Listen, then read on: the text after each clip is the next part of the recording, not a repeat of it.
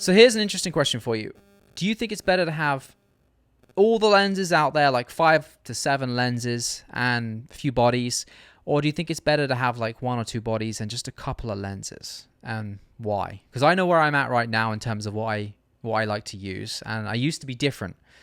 So I'm interested to see where you're at. So I guess we first have to preface this by we're video shooters mostly. So I think you got to put that in perspective for sure. I like having a smaller kit. I feel like my kit is constantly growing and shrinking. I'll buy a bunch of stuff. I'll realize I don't use most of it. I'll sell some of it off. Sell it. And then something else will come out or something I'll get excited about, or I'll see someone using something and I'm like, all right, let's try that out. But my kit is generally pretty simple, and there's different things I use it for. And we get into some of the specifics too. And I think it's pretty much independent of what brand you're shooting as well. Yeah, when I'm shooting myself, I want a wide zoom, so like a 16 to 35. And I always will go for the 2.8. I always want the flexibility with 2.8. Well, that one pretty much lives on my camera all the time for filming myself. All right, what do you wind up shooting yourself on most of the time, Chris? Right now I'm on a 24 f1.4. I think it's around an f2. And I used to use this lens for a lot of things, and now I really only use it for talking heads like this. I don't really use it for a lot of other things now.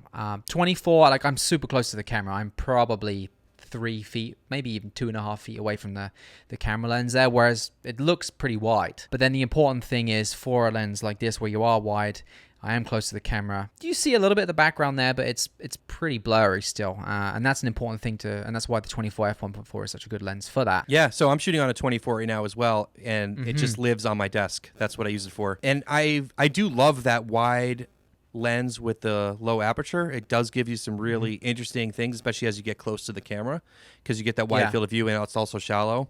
And, Canon makes it, Sony makes it. Like, you can use it on either system. But when I am out shooting, I don't do a ton of like sitting here talking to the camera. I'm usually out and about. So I like to have a zoom. And I generally like to shoot at 20. That's kind of the sweet spot for me.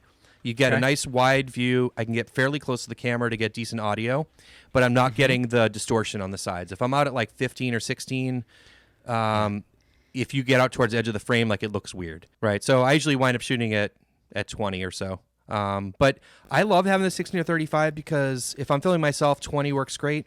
And then if I have to get some B-roll, I can punch all the way into 35. And at 2.8 with a 35 millimeter lens, like, you can get some really nice B-roll without having to go and switch your lenses. So that works really, really well for me.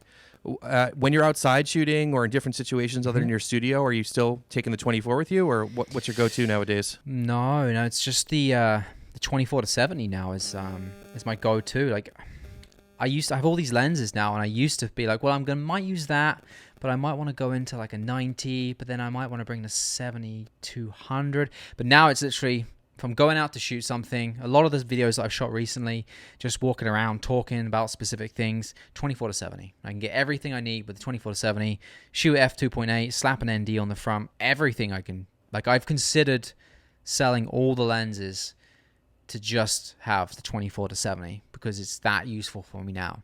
The only thing stopping me is work outside of YouTube and making content videos, when things like weddings where you do occasionally need a certain prime, or I need that 7200 for a specific shot for a couple of times. That's the only thing. Otherwise, I think everything can be shot with the 24 to 70. Like, honestly, I think it can be. I agree. As long as you have the 2.8, I think that's the huge part. Like, if you're limited to f4, I think it's a lot more limiting. But 24 to 70, you can film yourself really well at 24. And when I'm out shooting interviews and farm tours and things like that I do where I'm out and about, I always use a 24 to 70 because you can get that 50 millimeter look, which I love.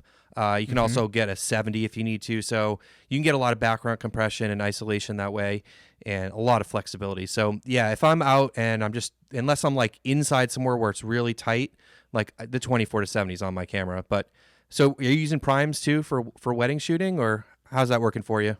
I have primes, and I love primes for wedding shooting. They're just a different look. I've toyed around. I go back and forth a lot, like you said as well. Like, I like to try one thing, and then I get something else, and I try it, and then I'm like, okay, well, now I'm going to try this instead. So I go back and forth a lot, but I normally end up settling on something after I've gone back and forth for a while. And I was dead set on the 24 to 70 this year for 3 or 4 weddings, and then I started changing to primes again, and now I'm like, I want to go back to using primes. But you used to use primes as well, though, right? Not very often. I think when I first bought a 24 millimeter, I started using that for vlogging, and I was like really into it because I was like, oh, super shallow depth of field, and like it was just a new toy for me. And then I was like, oh, but the 16 and 35 is just, way more versatile, and you can get a lot more shots. And for me, when I'm outside, like I don't want to be like swapping lenses, Changing lenses, and getting dust in there and all that. So for me, it's like, what's the most versatile lens? And that's usually what I go with. You had the 50 though. Yeah, you had the 51 too. Yeah, and I had the 50 on Canon before too when I used to shoot Canon. And so I just recently bought a 35 and an 85 to experiment with that, just because I don't have a lot of experience with all the different prime lenses, and I'm trying to figure out what I like. But I think the 50 is pretty awesome if you were to buy one prime lens for sure. I think the 24 is pretty specific use case. Yeah, it is. It's wide, and for a lot of people, it's going to be too wide. I would say in general, if the prime that most people buy first, when they're very first getting started, would be the 50mm f1.8, the nifty 50, and that's because it's such a good focal length for shooting so many different things. Like you can shoot most stuff on a 50. Yeah, you got to walk around. I've talked about this before. Just use your 2 feet instead of having to zoom in and out. But the 50 is a great staple prime lens. As well as having a choice over which lens we like and which lens we don't like to use, it also comes down to the fact that you don't want to have to carry a bunch of different gear, right? Like you don't want to have to pack up your bag. Like how many bags do you bring with you go out and shoot? Because you go out and shoot a lot of doc-style content for your channel where you're interviewing people on farms. So you don't want to bring like 5 different bags with you, do you? No, I generally, I have my one case that has all my stuff in it, and I try to get everything fits in there, drone, all that stuff. And then when I'm out, like walking around outside and shooting, like I don't bring anything with me. It's just, I put the 24 to 70 and my audio stuff. And, that's it. I don't want to be swapping out lenses. It's hard because, if you have more time to compose shots and things like that, you can get a very cool look with prime lenses. Or if you're not as particular about getting the exact framing, the ability to get down to 1.8, 1.4 in some situations can make really, really pretty shots. Just because you have f1.4 doesn't mean you need to shoot everything at f1.4. That's a big misconception. When I very first started and I started getting these beautiful prime lenses, you just want to shoot everything at its widest possible aperture, but you start to learn that you're not always getting people in focus. Like the tip of the nose is in focus, but the eye's not. And so things to watch out for, right? Yeah, absolutely. I think, and just as like the size of your kit's going to like expand and contract, I think also we experiment when you're getting into this and try to be like, okay, I can shoot at 1.4. And then you realize, wait a minute, you start thinking about, well, I don't want everything to be blurry. I want more depth of field. I want like, what the person's holding to be in focus, or the person next to them in focus. And then you learn. That's it. Imagine you have 2 people. If one person's like slightly further forward than the other, that doesn't going to work very well. Right. And then you start to learn about depth of field and what aperture you want to be at, and sort of composition and those sorts of things. But you have to like pull it all the way to the extreme to realize it at first, I think. Yeah. Well, exactly. Yeah. It's a great way. Learn the boundaries and then work within them. All right. So, Chris, what lenses are you keeping nowadays? What do I want to keep? I'm always toying around with this. 24 G Master's staying. 50mm f1.4, f1.2 is staying because I just got it. The 90mm macro might get cut soon. I don't use it as much as I used to. Like it really does. The only thing that keeps me with that is the fact that it has OSS built into it. 7200. What else do I have? That tells you all you really need to know. If I can't remember what I have off the top of my head, I shouldn't be using it. I shouldn't be keeping it. I have the 1635 f4, but I have to keep that for real estate because I need the 16. I've got nothing else that's that wide. But I have toyed with the idea of getting the 14 f1.8 just to have a bit more width. But that has OSS too, right? The 16 to 35? The 1635 f4 has OSS. It does, indeed. So it's also a fantastic vlogging lens. But then I don't really like to vlog at 16 anymore. I like the 24, so... If I stop doing real estate, then the 1635 will go next. Yeah, maybe. What about you? Maybe the 21.8 is a good compromise as well. That's a cool lens. I never tried out, but Yeah, I don't know, Chris. I think that, as I said, the 16 to 35 and 24 to 70, I will have.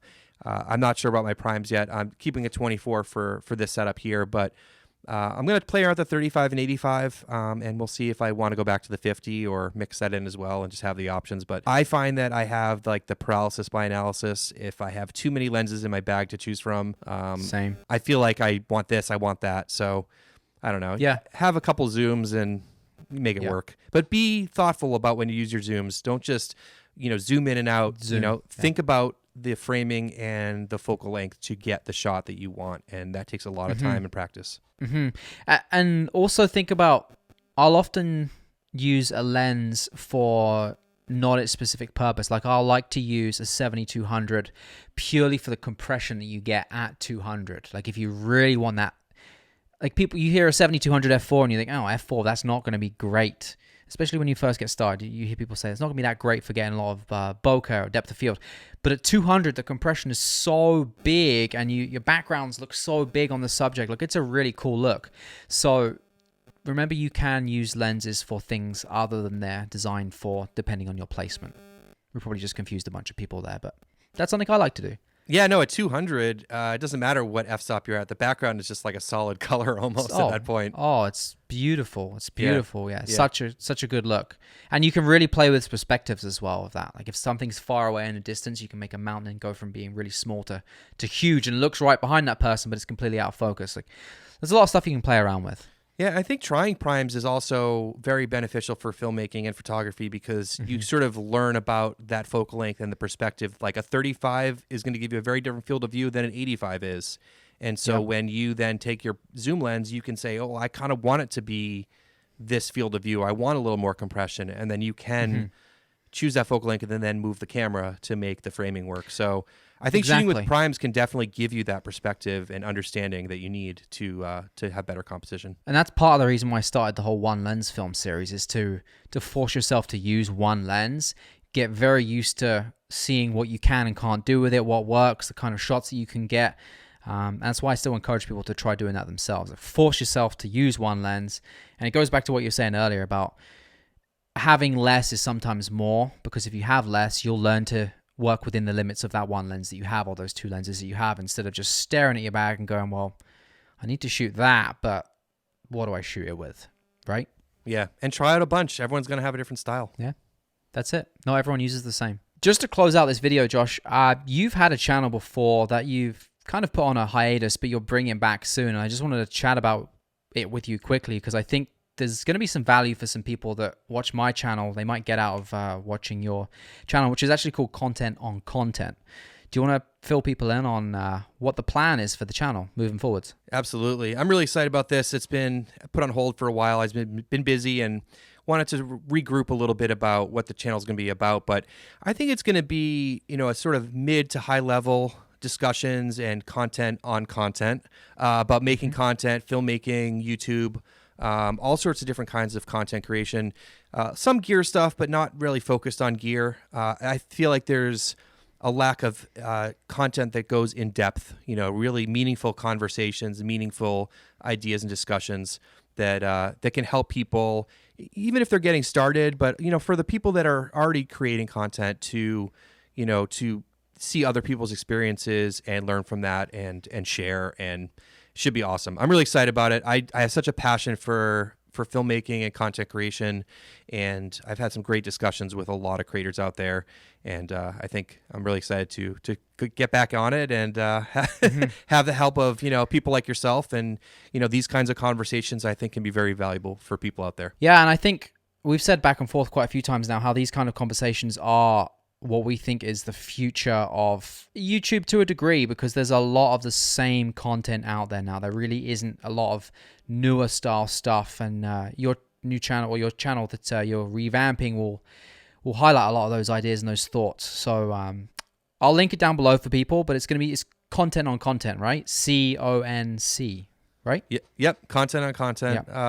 Yep. And we'll hopefully interview a bunch of creators and different niches, and it should be a ton of fun. And as I said, really trying to get a little bit more in depth, because as you just said, so much of the content has already been put out there in terms of basic filmmaking, YouTube strategy, those kinds of things. But there's a lot of community and culture and those sorts of things within the, content creation community that are really enjoyable to talk about and hear about other people's experiences. Who would be your, like, let's say 2 dream people you'd like to have on there to interview? Any niche. I don't know, man. I have not put that. I don't know. Caught you off guard with that one, didn't I? Yeah. Well, I'll link it down below if anyone's interested. Hopefully, by the time this video is posted, Josh will have put a video up there. This is kind of the nudge to get him to start doing it again. So, well, pressure's on you now, Josh. Yeah, and Chris, you said you'd do a couple videos with me, so there you go.